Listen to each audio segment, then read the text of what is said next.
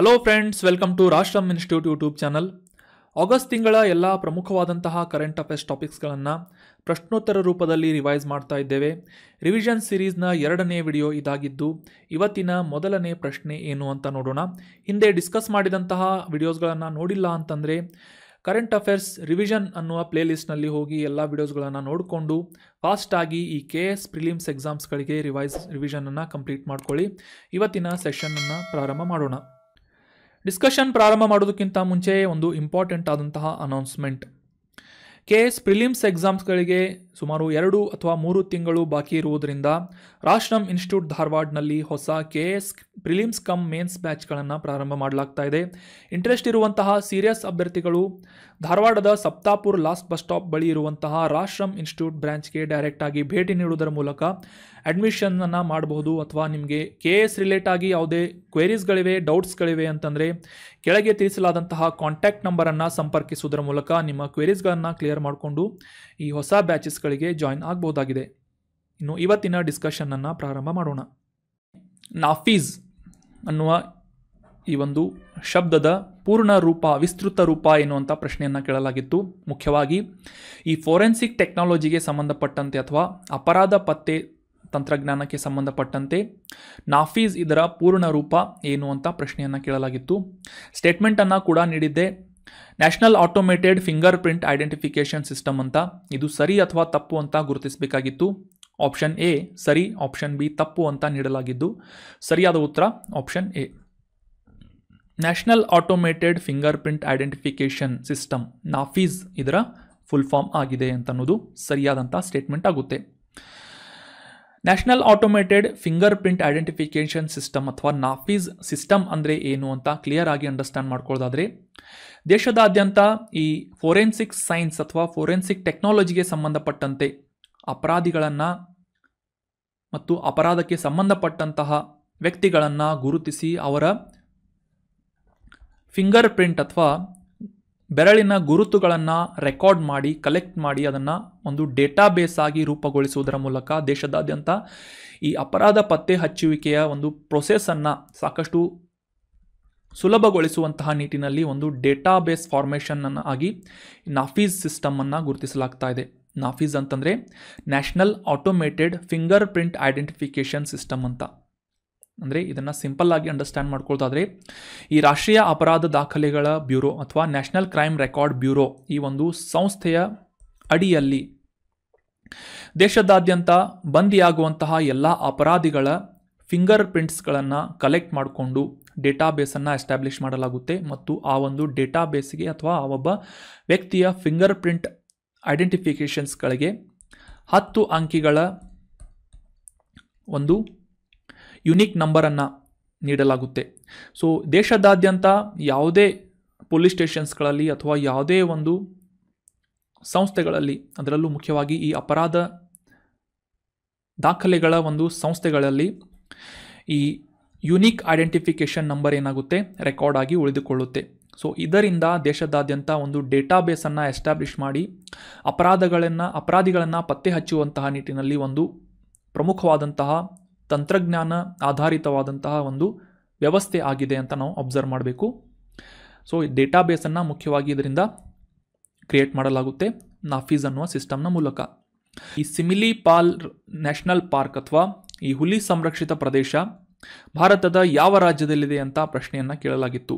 ಆಪ್ಷನ್ಸ್ಗಳಲ್ಲಿ Haryana, option 2 Odisha, option 3 Madhya Pradesh ಅಥವಾ option 4 Maharashtra ಅಂತ ನೀಡಲಾಗಿದ್ದು ಸರಿಯಾದ ಉತ್ತರ ಏನು ಅಂತಂದರೆ ಆಪ್ಷನ್ 2.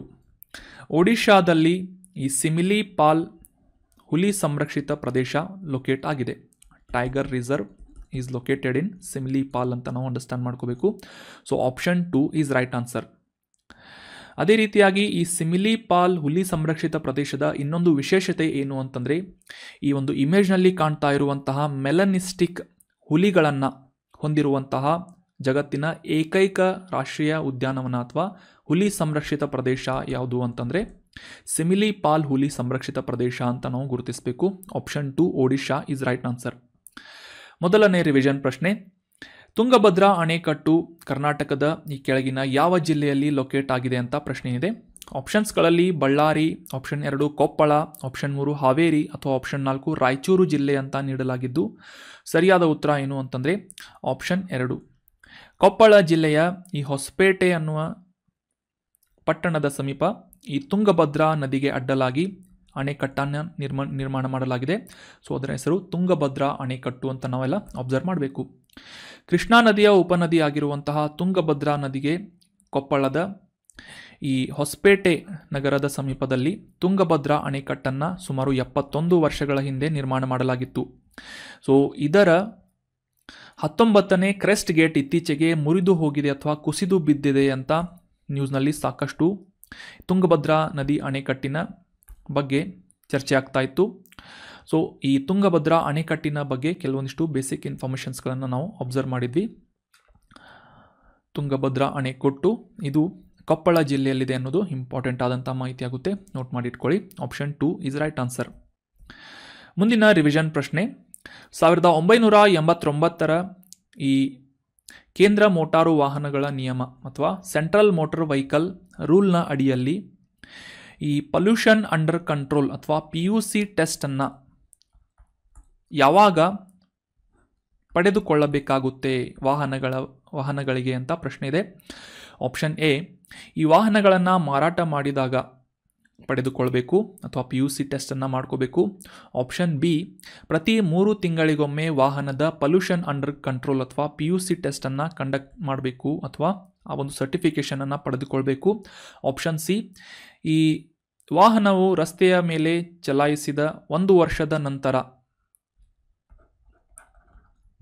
ಈ PUC ಸರ್ಟಿಫಿಕೇಷನನ್ನು ಪಡೆದುಕೊಳ್ಳಬೇಕು ಅಥವಾ ಪ್ರತಿ 5 ವರ್ಷಗಳಿಗೊಮ್ಮೆ ಕಂಪಲ್ಸರಿಯಾಗಿ ಈ ಪೊಲ್ಯೂಷನ್ ಅಂಡರ್ ಕಂಟ್ರೋಲ್ ಅನ್ನುವ ಸರ್ಟಿಫಿಕೇಟನ್ನು ಪಡೆದುಕೊಳ್ಳಬೇಕು ಅಂತ ಈ ಒಂದು ರೂಲ್ನ ಅಡಿಯಲ್ಲಿ ಮೆನ್ಷನ್ ಮಾಡಲಾಗಿದೆ ಅಂತ ಆಪ್ಷನ್ಸ್ಗಳನ್ನು ನೀಡಲಾಗಿದ್ದು ಸರಿಯಾದ ಉತ್ತರ ಏನು ಅಂತಂದರೆ ಯಾವುದೇ ಒಂದು ಇಂಟರ್ನಲ್ ಕಂಬಷನ್ ಇಂಜಿನ್ ಅಥವಾ ಅಂತರ್ದಹನ ಇಂಜಿನ್ನಿಂದ ಚಾಲಿತವಾಗುವಂತಹ ಪೆಟ್ರೋಲ್, CNG, ಡೀಸೆಲ್ನಿಂದ ಚಲಾಯಿತವಾಗುವಂತಹ ವಾಹನವು ರೋಡ್ ಮೇಲೆ ಬಂದ 1 ವರ್ಷದ ನಂತರ ಕಂಪಲ್ಸರಿಯಾಗಿ ಈ PUC ಟೆಸ್ಟನ್ನು ಸರ್ಟಿಫಿಕೇಷನನ್ನು ಪಡೆದುಕೊಳ್ಳುವಂತಹ ಅವಶ್ಯಕತೆ ಇದೆ ಅಂತ 1989ರ ಈ ಸೆಂಟ್ರಲ್ ಮೋಟಾರ್ ವೆಹಿಕಲ್ ರೂಲ್ನ ಅಡಿಯಲ್ಲಿ ಮೆನ್ಷನ್ ಮಾಡಲಾಗಿದೆ. 1 ವರ್ಷದ ನಂತರ ಪಡೆದುಕೊಳ್ಳಬೇಕು. Option C is right answer. ಈ PUC ಕಂಟ್ರೋಲ್ ಅಥವಾ ಪೊಲ್ಯೂಷನ್ ಅಂಡರ್ ಕಂಟ್ರೋಲ್ ಅನ್ನುವ ಈ ಸರ್ಟಿಫಿಕೇಷನ್ ಬಗ್ಗೆ ಸಿಂಪಲ್ ಆಗಿ ಅಂಡರ್ಸ್ಟ್ಯಾಂಡ್ ಮಾಡ್ಕೊಳ್ಳೋದಾದರೆ ವಾಹನವು ಈ ಕಂಬಷನ್ ಆದ ನಂತರ ಅಥವಾ ಆ ಒಂದು ಇಂಧನ ಉರಿದ ನಂತರ ಹೊರಸೂಸುವಂತಹ ಹೊಗೆ ಕೇಂದ್ರ ಸರ್ಕಾರದಿಂದ ಅಥವಾ ಸರ್ಕಾರದಿಂದ ನಿಗದಿಪಡಿಸಲಾದಂತಹ ಮಿತಿಯ ಒಳಗಡೆ ಇದೆ ಅಂತ, ಮಿತಿಯನ್ನು ದಾಟಿಲ್ಲ ಅನ್ನುವ ಒಂದು ಈ ಮಾಲಿನ್ಯ ನಿಯಂತ್ರಣದಲ್ಲಿದೆ ಅನ್ನುವ ಸರ್ಟಿಫಿಕೇಷನ್ ಅಥವಾ PUC ಸರ್ಟಿಫಿಕೇಷನನ್ನು ಕಡ್ಡಾಯವಾಗಿ ಹೊಂದಬೇಕಾದಂತಹ ಅವಶ್ಯಕತೆ ಇರುತ್ತೆ. ಸೊ ಇದು ಕಡ್ಡಾಯವಾಗಿ ಒಂದು ವಾಹನ ಹೊಂದಿರಲೇಬೇಕಾದಂತಹ ಅಥವಾ ವಾಹನದ ಈ ಮಾಲೀಕರು ಹೊಂದಿರಲೇಬೇಕಾದಂತಹ ಒಂದು ದಾಖಲೆ ಆಗಿದೆ, ಡಾಕ್ಯುಮೆಂಟ್ ಆಗಿದೆ ಅಂತ ನಾವು ಸಿಂಪಲ್ ಆಗಿ ಇದರ ಬಗ್ಗೆ ಅಂಡರ್ಸ್ಟ್ಯಾಂಡ್ ಮಾಡ್ಕೋಬೇಕು. ಸೊ ಹೆಸರಿನಲ್ಲೇ ಇದೆ ಪೊಲ್ಯೂಷನ್ ಅಂಡರ್ ಕಂಟ್ರೋಲ್ ಅಂತಂದರೆ ಈ ವಾಹನದ ಹೊಗೆ ಹೊರಸೂಸುವಿಕೆ ಏನಿದೆ ಅದು ಮಿತಿಯಲ್ಲಿ ಇದೆ ಅಂತ ಇದರ ಅರ್ಥ ಬರುತ್ತೆ. 1989ನೇ ಇಸವಿಯ ಸೆಂಟ್ರಲ್ ಮೋಟಾರ್ ವೆಹಿಕಲ್ ರೂಲ್ನ ಅಡಿಯಲ್ಲಿ ಯಾವುದೇ ಒಂದು ವಾಹನವನ್ನು ಖರೀದಿ ಮಾಡಿದ ನಂತರ ಅದನ್ನು ಚಲಾಯಿಸಲು ಪ್ರಾರಂಭಿಸಿದ ನಂತರ 1 ವರ್ಷದ ನಂತರ ಕಂಪಲ್ಸರಿಯಾಗಿ ಈ PUC ಟೆಸ್ಟನ್ನು ಕಂಡಕ್ಟ್ ಮಾಡಿ ಸರ್ಟಿಫಿಕೇಷನನ್ನು ಪಡೆದುಕೊಳ್ಳುವಂಥ ಅವಶ್ಯಕತೆ ಇರುತ್ತೆ. ಅದೇ ರೀತಿಯಾಗಿ ನಂತರದ ಪ್ರತಿ ವರ್ಷ ಕೂಡ ಈ ಒಂದು PUC ಸರ್ಟಿಫಿಕೇಷನನ್ನು ಪಡೆದುಕೊಳ್ಳುವಂಥ ಅವಶ್ಯಕತೆ ಇರುತ್ತೆ. ಇನ್ ಕೇಸ್ ಆ ಒಂದು ಸರ್ಟಿಫಿಕೇಷನನ್ನು ಹೊಂದಿಲ್ಲ ಆ ಮಾಲೀಕರು ಸಿಕ್ಕು ಸಂದರ್ಭದಲ್ಲಿ ಅವರಿಗೆ 10,000ವರೆಗಿನ ದಂಡವನ್ನು ಮತ್ತು 6 ತಿಂಗಳವರೆಗಿನ ಕಾರಾಗೃಹ ವಾಸವನ್ನು ನೀಡುವಂತಹ ಒಂದು ಪ್ರಾವಧಾನವನ್ನು ಸೆಂಟ್ರಲ್ ಮೋಟಾರ್ ವೆಹಿಕಲ್ ಆ್ಯಕ್ಟ್ನ ಅಡಿಯಲ್ಲಿ ಮೆನ್ಷನ್ ಮಾಡಲಾಗಿದೆ ಅಂತ ನಾವು ಅಂಡರ್ಸ್ಟ್ಯಾಂಡ್ ಮಾಡ್ಕೋಬೇಕು. ಸೊ ಪ್ರತಿ ವರ್ಷ ಅಥವಾ ಆ ವಾಹನವನ್ನು ಖರೀದಿ ಮಾಡಿದ ಒಂದು ವರ್ಷದ ನಂತರ ಕಂಪಲ್ಸರಿಯಾಗಿ PUC ಟೆಸ್ಟನ್ನು ಕಂಡಕ್ಟ್ ಮಾಡಬೇಕು. ಮುಂದಿನ ರಿವಿಷನ್ ಪ್ರಶ್ನೆ, ಇತ್ತೀಚೆಗೆ ಕಂಪ್ಲೀಟ್ ಆದಂತಹ 2024ರ ಪ್ಯಾರಿಸ್ ಒಲಿಂಪಿಕ್ನಲ್ಲಿ ಅತಿ ಹೆಚ್ಚು ಪದಕಗಳನ್ನು ಪಡೆದುಕೊಂಡಂತಹ ದೇಶ ಯಾವುದು ಅಂತ ಗುರುತಿಸಬೇಕು. Option 1 Japan, option 2 China, option 3 USA option 4, Bharat ಅಂತ ನೀಡಲಾಗಿದೆ. ಸೊ ಸರಿಯಾದ ಉತ್ತರ ಏನು ಅಂತಂದರೆ option 3. United States of America ಅತಿ ಹೆಚ್ಚಿನ ಪದಕಗಳನ್ನು ಗೆದ್ದುಕೊಂಡಂತಹ ರಾಷ್ಟ್ರವಾಗಿ ಹೊರಹೊಮ್ಮಿದೆ ಅನ್ನೋದು ಆಪ್ಷನ್ 3 ಈಸ್ ರೈಟ್ ಆನ್ಸರ್. 2024ರ ಪ್ಯಾರಿಸ್ ಒಲಿಂಪಿಕ್ ಕ್ರೀಡಾಕೂಟದಲ್ಲಿ ಯುನೈಟೆಡ್ ಸ್ಟೇಟ್ಸ್ ಆಫ್ ಅಮೆರಿಕಾ ಒಟ್ಟು 126 ಪದಕಗಳನ್ನು ಗೆಲ್ಲುವುದರೊಂದಿಗೆ 40 ಚಿನ್ನ, 44 ಬೆಳ್ಳಿ ಮತ್ತು 42 ಬ್ರಾಂಜ್ ಮೆಡಲ್ಸ್ ಅಥವಾ ಕಂಚಿನ ಪದಕಗಳನ್ನು ಗೆಲ್ಲುವುದರೊಂದಿಗೆ ಅತಿ ಹೆಚ್ಚಿನ ಪದಕಗಳನ್ನು ಪಡೆದುಕೊಂಡಂತಹ ರಾಷ್ಟ್ರವಾಗಿ ಗುರುತಿಸಿಕೊಳ್ಳುತ್ತೆ. 2ನೇ ಸ್ಥಾನದಲ್ಲಿ 91 ಪದಕಗಳೊಂದಿಗೆ ಚೀನಾ ಮತ್ತು 3ನೇ ಸ್ಥಾನದಲ್ಲಿ ಜಪಾನ್ ಇದ್ದು, ಭಾರತ ಒಟ್ಟು 6 ಪದಕಗಳನ್ನು ಗೆಲ್ಲುವುದರೊಂದಿಗೆ 71ನೇ ಸ್ಥಾನದಲ್ಲಿ ತೃಪ್ತಿ ಪಡಬೇಕಾಗಿದೆ ಅಂತ ನಾವು ಅಬ್ಸರ್ವ್ ಮಾಡಬೇಕು. ಮುಂದಿನ ರಿವಿಷನ್ ಪ್ರಶ್ನೆ, ಈ ಪನಾಮಾ ಕಾಲುವೆಯು ಈ ಕೆಳಗಿನ ಯಾವ ಜಲಮೂಲವನ್ನು ಸಂಪರ್ಕಿಸುತ್ತದೆ ಅಂತ ಪ್ರಶ್ನೆ ಇದೆ. ಆಪ್ಷನ್ 1 ಮೆಡಿಟರೇನಿಯನ್ ಸಮುದ್ರ ಮತ್ತು ಅರೇಬಿಯನ್ ಸಮುದ್ರ, ಆಪ್ಷನ್ 2 ಅಟ್ಲಾಂಟಿಕ್ ಸಾಗರ ಮತ್ತು ಹಿಂದೂ ಮಹಾಸಾಗರ, ಆಪ್ಷನ್ 3 ಪೆಸಿಫಿಕ್ ಮಹಾಸಾಗರ ಮತ್ತು ಅಟ್ಲಾಂಟಿಕ್ ಮಹಾಸಾಗರ ಅಂತ ಇದೆ, ಆಪ್ಷನ್ 4 ಕೆಂಪು ಸಮುದ್ರ ಅಥವಾ red C and Persian Gulf ಅಂತ ಇದ್ದು, ಸರಿಯಾದ ಉತ್ತರ ಏನು ಅಂತಂದರೆ ಆಪ್ಷನ್ 3 ಪೆಸಿಫಿಕ್ ಮಹಾಸಾಗರ ಮತ್ತು ಅಟ್ಲಾಂಟಿಕ್ ಮಹಾಸಾಗರವನ್ನು ಕನೆಕ್ಟ್ ಮಾಡುವಂತಹ ಒಂದು ಜಲಮಾರ್ಗವಾಗಿ ಪನಾಮಾ ಕಾಲುವೆಯನ್ನು ಗುರುತಿಸಲಾಗುತ್ತದೆ. Option 3 is right answer. Panama isthmus ಅಂತ ನಾವು ಗುರುತಿಸಿದ್ವಿ.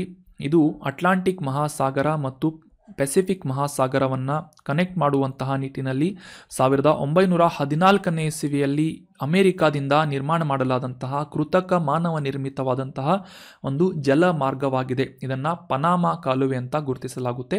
ಸೊ ನೆನ್ಪಿಟ್ಕೊಳ್ಳಿ, ಅಟ್ಲಾಂಟಿಕ್ ಮಹಾಸಾಗರ ಮತ್ತು ಪೆಸಿಫಿಕ್ ಮಹಾಸಾಗರವನ್ನು ಇದು ಕನೆಕ್ಟ್ ಮಾಡುತ್ತದೆ. ಮುಂದಿನ ರಿವಿಷನ್ ಪ್ರಶ್ನೆ, ನಾಮ್ದಫಾ ಹುಲಿ ಸಂರಕ್ಷಿತ ಪ್ರದೇಶ ಈ ಕೆಳಗಿನ ಯಾವ ರಾಜ್ಯದಲ್ಲಿದೆ ಅಂತ ಗುರುತಿಸಬೇಕಾಗಿದೆ. Option 1 Arunachal Pradesh, option B Uttar Pradesh, option C Uttarakhand ಅಥವಾ ಆಪ್ಷನ್ ಡಿ ರಾಜಸ್ಥಾನ್ ಅಂತ ನೀಡಲಾಗಿದ್ದು, ಸರಿಯಾದ ಉತ್ತರ ಆಪ್ಷನ್ ಎ ಅರುಣಾಚಲ್ ಪ್ರದೇಶದಲ್ಲಿ ನಾಮ್ದಫಾ ಹುಲಿ ಸಂರಕ್ಷಿತ ಪ್ರದೇಶ ಲೊಕೇಟ್ ಆಗಿದೆ. Option A is right answer. Arunachal ಪ್ರದೇಶದ ಚಾಂಗ್ಲಾಂಗ್ ಜಿಲ್ಲೆಯಲ್ಲಿ ಹರಿಯುವಂತಹ ನಾಮ್ದಫಾ ಅನ್ನುವ ನದಿಯ ಹೆಸರಿನ ಮೇಲೆ ಈ ಹುಲಿ ಸಂರಕ್ಷಿತ ಪ್ರದೇಶದ ಹೆಸರನ್ನು ಇಡಲಾಗಿದೆ. ಇದು ಅರುಣಾಚಲ್ ಪ್ರದೇಶದಲ್ಲಿದೆ ಅನ್ನೋದು ಎಕ್ಸಾಮಿನೇಷನ್ ಪಾಯಿಂಟ್ ಆಫ್ ವ್ಯೂ ಸಾಕಷ್ಟು ಇಂಪಾರ್ಟೆಂಟ್ ಆಗುತ್ತೆ, ನೋಟ್ ಮಾಡಿ ಇಟ್ಕೊಳ್ಳಿ. ಪ್ರತಿ ವರ್ಷ ಭಾರತವು ಆಗಸ್ಟ್ 15ನೇ ತಾರೀಕಿನಂದು ಸ್ವತಂತ್ರ ದಿನಾಚರಣೆಯನ್ನು ಆಚರಿಸಿಕೊಳ್ಳುತ್ತೆ. ಇದೇ ಸಂದರ್ಭದಲ್ಲಿ ಅಂದರೆ ಆಗಸ್ಟ್ 15ನೇ ತಾರೀಕಿನಂದು ಜಾಗತಿಕವಾಗಿ ಯಾವ ಇತರ ರಾಷ್ಟ್ರಗಳು ಸ್ವತಂತ್ರ ದಿನಾಚರಣೆಯನ್ನು ಆಚರಿಸುತ್ತವೆ ಅಂತ ಗುರುತಿಸಬೇಕಾಗಿದೆ. Options 1 Bahrain, option 2 Liechtenstein, option 3 Republic of Congo, option 4 ಮೇಲಿನ ಎಲ್ಲವೂ ಅಂತ ನೀಡಲಾಗಿದೆ. ಸರಿಯಾದ ಉತ್ತರ ಏನು ಅಂತಂದರೆ ಆಪ್ಷನ್ 4. ಈ ಮೇಲೆ ತಿಳಿಸಲಾದಂತಹ ಎಲ್ಲ ರಾಷ್ಟ್ರಗಳು ಕೂಡ ಭಾರತದೊಂದಿಗೆ ಪ್ರತಿ ವರ್ಷ ಆಗಸ್ಟ್ 15ನೇ ತಾರೀಕಿನಂದು ತಮ್ಮ ಸ್ವತಂತ್ರ ದಿನಾಚರಣೆಯನ್ನು ಆಚರಿಸಿಕೊಳ್ಳುತ್ತವೆ. ಆದರೆ year of getting the independence is different, ಅಂದರೆ ಸ್ವತಂತ್ರವಾದಂತಹ ವರ್ಷ ಏನಿದೆ ಸಾಕಷ್ಟು ಡಿಫ್ರೆಂಟ್ ಆಗಿದೆ. ಯಾವ ಇಯರ್ ಅಂತ ಕ್ಲಿಯರ್ ಆಗಿ ಈ ಆರ್ಟಿಕಲ್ನಲ್ಲಿ ಅಂಡರ್ಸ್ಟ್ಯಾಂಡ್ ಮಾಡ್ಕೊಳ್ಳೋದಕ್ಕೆ ಟ್ರೈ ಮಾಡೋಣ. ಭಾರತವು ಆಗಸ್ಟ್ 15, 1947ನೇ ಇಸವಿಯಲ್ಲಿ ಸ್ವತಂತ್ರ ರಾಷ್ಟ್ರವಾಗಿ ಗುರುತಿಸಿಕೊಳ್ಳುತ್ತೆ. ಇದೇ ಆಗಸ್ಟ್ 15ನೇ ತಾರೀಕಿನಂದು ಜಾಗತಿಕವಾಗಿ ದಕ್ಷಿಣ ಕೊರಿಯಾ, ಉತ್ತರ ಕೊರಿಯಾ, ಬಹರೇನ್, ಲಿಚೆನ್ಸ್ಟೈನ್ ಅನ್ನುವ ಈ ಪ್ರಮುಖ ರಾಷ್ಟ್ರಗಳು ಆಗಸ್ಟ್ 15ನೇ ತಾರೀಕಿನಂದು ತಮ್ಮ ರಾಷ್ಟ್ರದ ಸ್ವತಂತ್ರ ದಿನಾಚರಣೆಯನ್ನು ಆಚರಿಸಿಕೊಳ್ಳುತ್ತವೆ. ಇವುಗಳ ಡೀಟೇಲ್ ಆದಂತಹ ಕೆಲವೊಂದಿಷ್ಟು ಇನ್ಫಾರ್ಮೇಷನ್ಸ್ಗಳನ್ನು ಅಂಡರ್ಸ್ಟ್ಯಾಂಡ್ ಮಾಡ್ಕೊಳ್ಳೋದು ನಮಗೆ examination point of view important ಆಗೋದ್ರಿಂದ ಇದರ ಬಗ್ಗೆ ಕೂಡ ನಾವು ಅಂಡರ್ಸ್ಟ್ಯಾಂಡ್ ಮಾಡ್ಕೋಣ. 1960ನೇ ಇಸವಿಯಲ್ಲಿ ಫ್ರಾನ್ಸ್ ದೇಶದಿಂದ ಆಫ್ರಿಕಾ ಖಂಡದಲ್ಲಿನ ಈ ರಿಪಬ್ಲಿಕ್ ಆಫ್ ಕಾಂಗೋ ಅಥವಾ ಕಾಂಗೋ ಗಣರಾಜ್ಯ ಈ ಒಂದು ರಾಷ್ಟ್ರ ಸ್ವಾತಂತ್ರ್ಯವನ್ನು ಗಳಿಸಿಕೊಳ್ಳುತ್ತೆ. ಆಗಸ್ಟ್ 15, 1960ನೇ ಇಸವಿಯಲ್ಲಿ ಫ್ರಾನ್ಸ್ ದೇಶದಿಂದ ಮುಕ್ತವಾದಂತಹ ಈ ರಿಪಬ್ಲಿಕ್ ಆಫ್ ಕಾಂಗೋ ರಾಷ್ಟ್ರ ಕೂಡ ತನ್ನ ದೇಶದ ಇಂಡಿಪೆಂಡೆನ್ಸ್ ಡೇಯನ್ನು ಆಚರಿಸಿಕೊಳ್ಳುತ್ತೆ ಅಂತ ನಾವು ಅಬ್ಸರ್ವ್ ಮಾಡಬೇಕು. ಇನ್ನು ದಕ್ಷಿಣ ಕೊರಿಯಾ ಮತ್ತು ಉತ್ತರ ಕೊರಿಯಾ ರಾಷ್ಟ್ರಗಳು ಕೂಡ 1945 ಆಗಸ್ಟ್ 15ನೇ ತಾರೀಕು ಈ ಒಂದು ಇಸಿವಿ ನೆನಪಿದ್ರೆ ನಿಮಗೆಲ್ಲ. ಹಿರೋಶಿಮಾ ಮತ್ತು ನಾಗಾಸಾಕಿ ಪಟ್ಟಣಗಳ ಮೇಲೆ ಅಣುಬಾಂಬನ್ನು ಹಾಕಿದ ನಂತರ ಅಮೆರಿಕ ಮತ್ತು ಬ್ರಿಟನ್ ದೇಶಗಳನ್ನು ಒಳಗೊಂಡಂತೆ ಈ ಅಲೈಡ್ ಫೋರ್ಸಸ್ಗಳಿಗೆ ಜಪಾನ್ ಶರಣಾಗತಿಯನ್ನು ಸೂಚಿಸುತ್ತದೆ. ಇದೇ ಒಂದು ಸಂದರ್ಭದಲ್ಲಿ ಜಪಾನ್ನಿಂದ ಈ ಕೊರಿಯನ್ ರಾಷ್ಟ್ರಗಳು ಅಂದರೆ ದಕ್ಷಿಣ ಕೊರಿಯಾ ಮತ್ತು ಉತ್ತರ ಕೊರಿಯಾ ರಾಷ್ಟ್ರಗಳು ಸ್ವತಂತ್ರವಾಗುತ್ತವೆ. ಇದನ್ನು ಈ ಕೊರಿಯನ್ ರಾಷ್ಟ್ರೀಯ ವಿಮೋಚನಾ ದಿನಾಚರಣೆಯನ್ನಾಗಿ ಆಚರಿಸಲಾಗುತ್ತೆ 1945. ನೆನ್ಪಿಟ್ಕೊಳ್ಳಿ, ಇದು ಭಾರತದ ಸ್ವತಂತ್ರ ಆಗುವುದಕ್ಕಿಂತ ಮುಂಚೆ 2 ವರ್ಷಗಳ ಕಾಲ ಹಿಂದೆ. ಮತ್ತು ಈ 19ನೇ ಶತಮಾನದ ಮಧ್ಯಭಾಗದಲ್ಲಿ ಅಂದರೆ 1866 ಆಗಸ್ಟ್ 15ನೇ ತಾರೀಕಿನಂದು ಜರ್ಮನ್ ಆಡಳಿತದಿಂದ ಈ ಲಿಚೆನ್ಸ್ಟೈನ್ ಅನ್ನುವ ಚಿಕ್ಕ ಯುರೋಪಿಯನ್ ರಾಷ್ಟ್ರ ಮುಕ್ತವಾಗುತ್ತೆ. ಸೊ ಆಗಸ್ಟ್ 15 ಈ ಲಿಚೆನ್ಸ್ಟೈನ್ ರಾಷ್ಟ್ರದ ಸ್ವತಂತ್ರ ದಿನಾಚರಣೆ ಕೂಡ ಆಗಿದೆ ಅಂತ ನಾವು ಅಬ್ಸರ್ವ್ ಮಾಡಬೇಕಾಗುತ್ತೆ. ಯುರೋಪಿನ ಈ ಸ್ವಿಟ್ಜರ್ಲ್ಯಾಂಡ್ ಮತ್ತು ಆಸ್ಟ್ರಿಯಾ ಅನ್ನುವ ಈ 2 ರಾಷ್ಟ್ರಗಳ ನಡುವೆ ಭೂವೇಷ್ಟಿತವಾಗಿರುವಂತಹ ಒಂದು ಪುಟ್ಟ ರಾಷ್ಟ್ರ ಲಿಚೆನ್ಸ್ಟೈನ್ ಅಂತ ನಾವು ಗುರುತಿಸಬೇಕಾಗುತ್ತೆ. ಇನ್ನು ಏಷ್ಯಾದ ಮಧ್ಯಭಾಗದಲ್ಲಿರುವಂತಹ ಅಂದರೆ ಈ ಪರ್ಷಿಯನ್ ಕೊಲ್ಲಿಯಲ್ಲಿ ಚಿಕ್ಕ ದ್ವೀಪ ರಾಷ್ಟ್ರವಾಗಿರುವಂತಹ ಬಹ್ರೇನ್ ಕೂಡ 1971 ಆಗಸ್ಟ್ 15ನೇ ತಾರೀಕಿನಂದು ಯುನೈಟೆಡ್ ಕಿಂಗ್ಡಮ್ನಿಂದ ಸ್ವತಂತ್ರ ರಾಷ್ಟ್ರವಾಗಿ ಗುರುತಿಸಿಕೊಳ್ಳುತ್ತೆ. ಈ ಲಿಚೆನ್ಸ್ಟೈನ್ ಮ್ಯಾಪ್ ಕ್ಲಿಯರ್ ಆಗಿ ನೀವು ಅಂಡರ್ಸ್ಟ್ಯಾಂಡ್ ಮಾಡ್ಕೊಳ್ಳೋದಾದರೆ ಈ ಯುರೋಪಿನ ಮಧ್ಯಭಾಗದಲ್ಲಿರುವಂತಹ ಆಸ್ಟ್ರಿಯಾ ಮತ್ತು ಸ್ವಿಟ್ಜರ್ಲ್ಯಾಂಡ್ನ ಭೂವೇಷ್ಟಿತವಾದಂತಹ ಅಂದರೆ ಲ್ಯಾಂಡ್ ಲಾಕ್ಡ್ ಆದಂತಹ ಒಂದು ರಾಷ್ಟ್ರ ಲಿಚೆನ್ಸ್ಟೈನ್ ಅಂತ ನಾವು ಇದನ್ನು ಗುರುತಿಸಬೇಕಾಗುತ್ತೆ. ಇದರ ಫ್ಲ್ಯಾಗನ್ನು ಕೂಡ ನೀಡಲಾಗಿದೆ.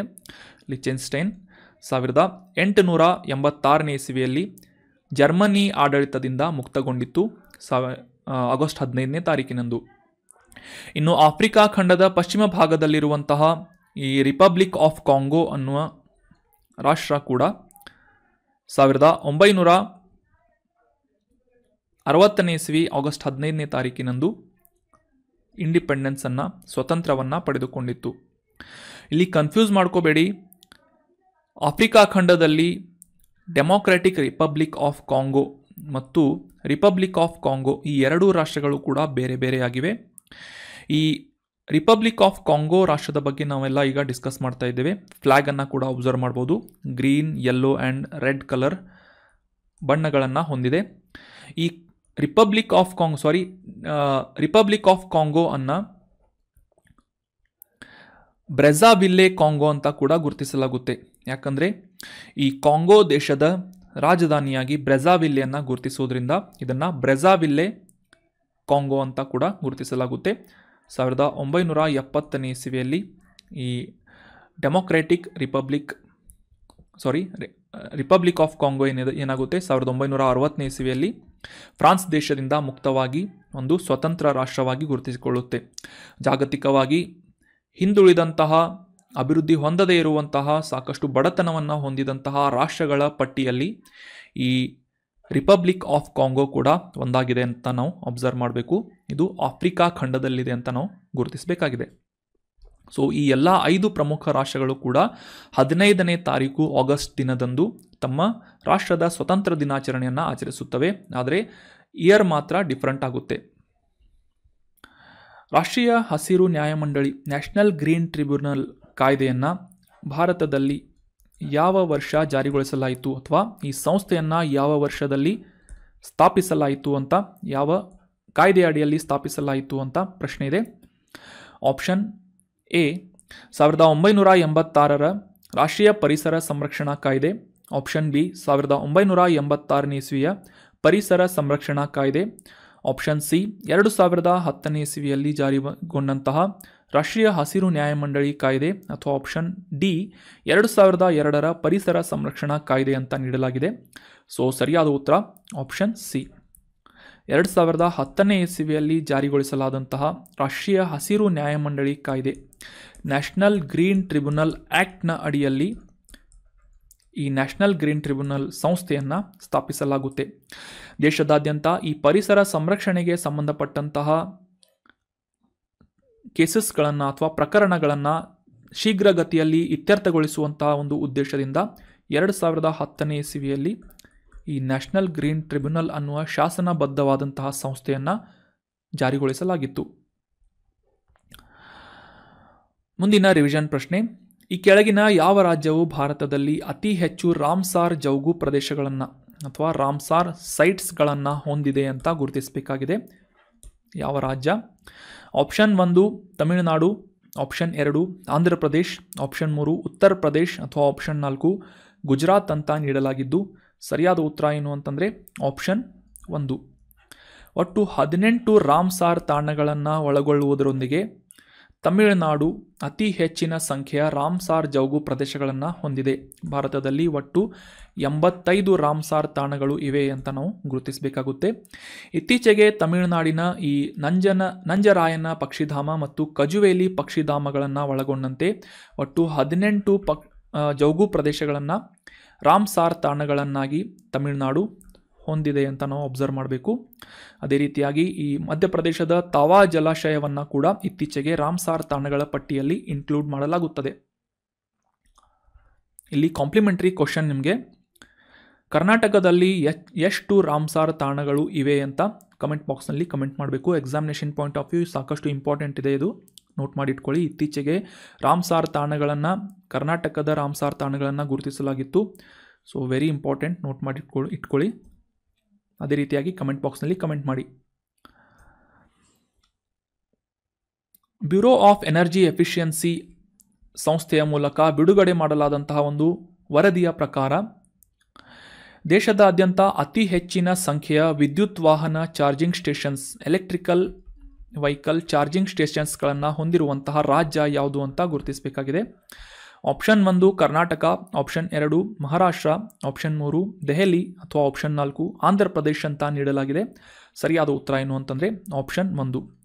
ಕರ್ನಾಟಕದಲ್ಲಿ ಅತಿ ಹೆಚ್ಚಿನ ಸಂಖ್ಯೆಯ ವಿದ್ಯುತ್ ವಾಹನ ಚಾರ್ಜಿಂಗ್ ಸ್ಟೇಷನ್ಸ್ಗಳನ್ನು ಸ್ಥಾಪಿಸಲಾಗಿದೆ ಮತ್ತು ಕರ್ನಾಟಕ ಈ ಒಂದು ಪಟ್ಟಿಯಲ್ಲಿ ಅಗ್ರಸ್ಥಾನದಲ್ಲಿದೆ ಅಂತ ಇತ್ತೀಚೆಗೆ ಬ್ಯೂರೋ ಆಫ್ ಎನರ್ಜಿ ಎಫಿಷಿಯನ್ಸಿ ಅನ್ನುವ ಸಂಸ್ಥೆಯ ಮೂಲಕ ಒಂದು ವರದಿಯನ್ನು ಪಬ್ಲಿಷ್ ಮಾಡಲಾಗಿದೆ.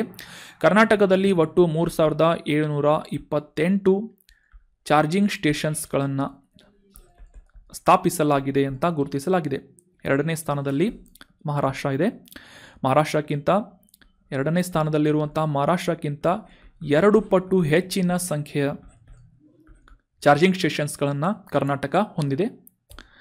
ಮುಂದಿನ ರಿವಿಷನ್ ಪ್ರಶ್ನೆ, LG ಹಾವನೂರು ಆಯೋಗದ ಪ್ರಾಥಮಿಕ ಉದ್ದೇಶವೇನಾಗಿತ್ತು?